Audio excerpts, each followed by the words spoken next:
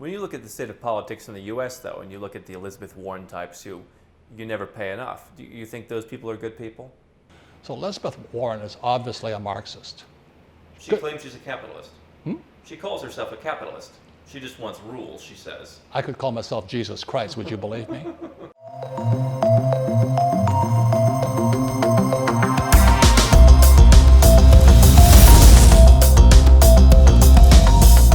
From the sold-out Nomad Capitalist Live, pleasure to be joined by Mr. Robert Kiyosaki.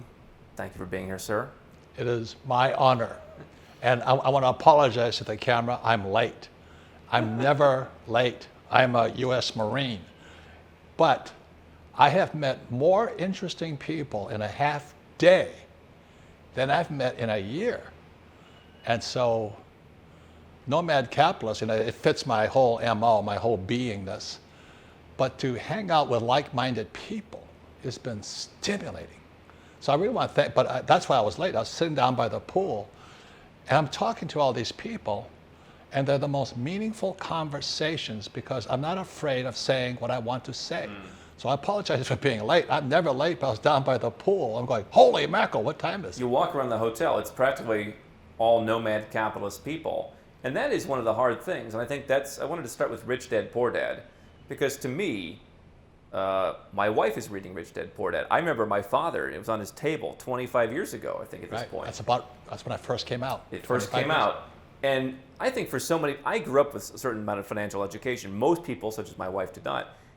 To me, it's the same phenomenon where people can realize there are others who want to create this financial literacy that maybe their families didn't, that they don't have in their lives. They read the book and it's inspirational. What was the beginning, though, of Rich Dad, Poor Dad? Well, if I could be so crass, okay, my next book coming out in a few months is called The Capitalist Manifesto. And the reason I'm concerned is because I know I'm going to get deplatformed. I know I'm going to get censored. I know I'm afraid of saying what I want to say. So that's why I wore this T-shirt. I am a U.S. Marine, 2 tours in Vietnam. I fought communism. And then when I got off the plane in 1973, January 10th, 1973, I get spit on, hit by eggs, called a killer. And it was all of these, the flower child generation attacking me. And all I was doing was fighting for our freedom. So my book, Capitalist Manifesto, is coming out. And I've got to be very, very careful because, as you know, this is not the same world it was 10 years ago. Where you live in the United States, especially, it's becoming pretty aggressive. You think this new book is going to cross a line, you're going to be kicked off. What is it about the book that makes you think that? Truth. Is capitalism so far out of favor now? Correct. There's many reasons for it, but that's why I was asking you about your educational background, because you look like a genius nerd type. Oh. You look like a highly educated guy I would hate as a Marine. And I had 2 nominations, one to Naval Academy, one to Merchant Marine Academy. So I went to school in New York, and I studied Marx, Communist Manifesto, Mein Kampf, and Mao's little book. And so what I've realized, I graduated in 1969, so I joined the Marine Corps. I go to flight school, go to Camp Pendleton, and go to Vietnam for the 2nd time. And I come home and America's changed. And I see it getting worse and worse and worse and worse. And so I'm just publicly saying, I don't care if you're a communist, I don't care if you're a fascist, I don't care if you're a capitalist. Leave my freedoms alone. You said Rich Dad, Poor Dad is not about, it's about freedom. Rich Dad, Poor Dad is a story between a capitalist versus a Marxist. My poor dad was a PhD. But a Marxist. But they don't know it. You see, he didn't read. A self-unaware Marxist. Huh? A self-unaware Marxist. Most school teachers are Marxist. They don't know it. They're not bad people, don't get me wrong. Do you know what I mean? It's just because if we don't study Marx, Hitler, Stalin, Mao, so that whole thing crept into our educational system. So when I get off the plane at Norton Air Force Base with 16 of my men, my job as a Marine lieutenant was to go over with 16 men and come back with 16 men. That's what we did. I went down 3 times in Vietnam and all this. And to get spit on, hit by eggs and all this. And then those hippies, those Woodstock generation commies, you know, they're good people. Don't get me wrong. I'm not saying they're bad people. They just don't support capitalism. So Rich Dad, Poor Dad is a story. So it came out in 1997. Yeah. It's a story between a capitalist, my poor dad, who never went to school, and my rich dad, head of education for Hawaii, PhD. Yeah. They're good people. Please, I'm not trying to say they're good people or bad people. Philosophically, we're miles apart. When you look at the state of politics in the U.S., though, and you look at the Elizabeth Warren types who you never pay enough, do you think those people are good people? I fought for our freedom to choose our socioeconomic beliefs. So Elizabeth Warren is obviously a Marxist. She claims she's a capitalist. She calls herself a capitalist. She just wants rules, she says. I could call myself Jesus Christ, would you believe me? So I'm not against Marxism, communism. I just want my freedom. The freedom to speak, the freedom to think, the freedom to say what I want to say. That's all I fought for. One of the things that I've been thinking as we look at Rich Dad, Poor Dad is the poor dads are now running the place. There used to be a time when you'd look at the rich dad and you'd say, oh, there he is. You should be like him. You should build a company. Now they're the ones with the eggs. So I'm going to say something even more politically incorrect, if it's okay with you. Are you okay? Go ahead. You don't care? Go ahead. Like I said, the reason I'm late, I've never met so many interesting people in half a day than at the Nomad Capitalist show. I'm having the best time. What is it about them? Because I can say what I want to say. Yeah. I'm not afraid of being attacked. Are you afraid? Huh? Do you hold back?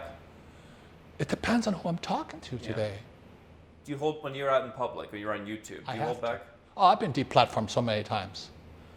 You know, I had Eric Trump, was a good friend of mine, Donald's son. You know, a really good friend. So is his brother, Don Jr.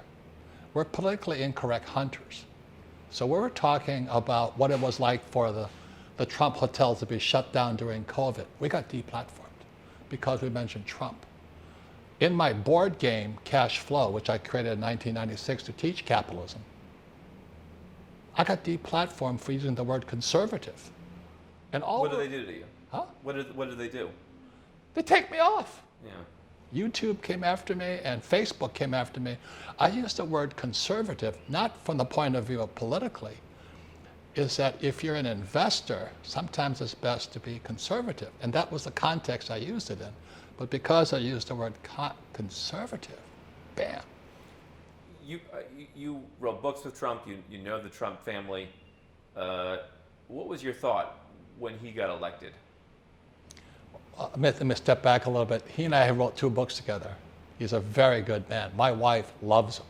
She just absolutely loves the guy because he's no BS. He tells you straight as it is. He talks to my wife. In real life too. Yeah. People say he's a little bit softer in real life. No. What you see on TV is Donald Trump you see in real life. So my wife Kim and I are sitting in his office and Trump is talking about women in front of my wife Kim. And my wife Kim is a real woman. She's not a girly girl. And she says, I love that guy because he's a bad boy. And then, you know, in the world there's 3 kinds of men. Bad boys, nice guys, and wimps. Okay, so when you look at Trump on the stage, women either love him or hate him because he's a bad boy. Now, when you look at Biden, he's a wimp. So Trump gets in. You thought it was good for the U.S. when he got in? Well, what happened was he called, we were supposed to write the 3rd book together. He says, I'm sorry, but I'm going to run for office. Now, my poor dad, the Marxist, ran as a politician. It's a dirty, dirty, dirty, dirty, dirty. No game dirtier than politics. So all I could do was wish him luck. But I knew his agenda. You know, like you look at what's happening today, Trump tried to close the border, and Biden opens it wide up. Now, what does that mean to you and me? I'm not against Hispanics. You know what I mean? I'm saying, why are we opening the borders? The poor dad, to say that they're running the country, perhaps is not to put words in your mouth. I think people looked at Trump in the election of Trump. Some people did as an opportunity to at least temporarily stop that. I think that societally, I mean, ever since you wrote the book, 25 years, we're going to talk about it. It's been getting worse and worse. The culture is the kind of culture that now wants Elizabeth Warren. They want Bernie Sanders. But did Trump put an end to that for 4 years? Well, it wasn't just him.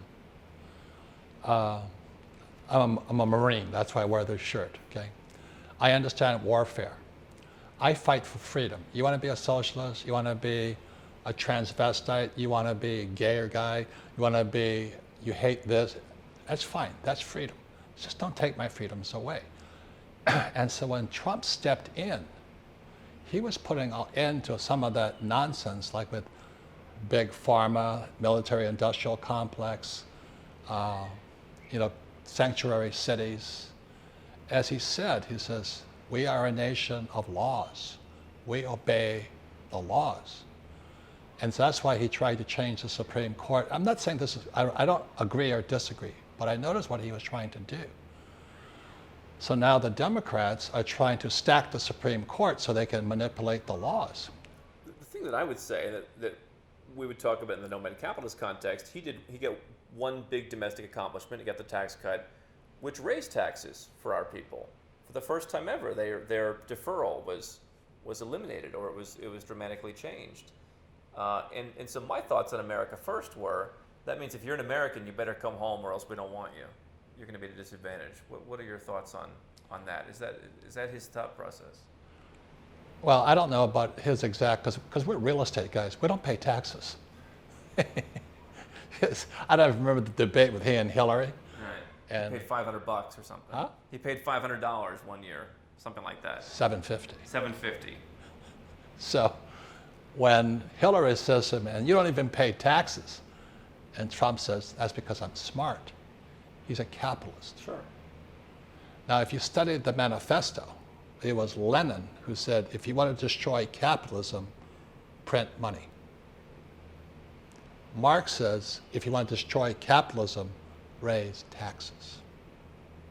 And so look what Biden's doing. He's printing, what, $7 trillion this year. He's opening the borders, and he's raising taxes. That's all Marx and Lenin.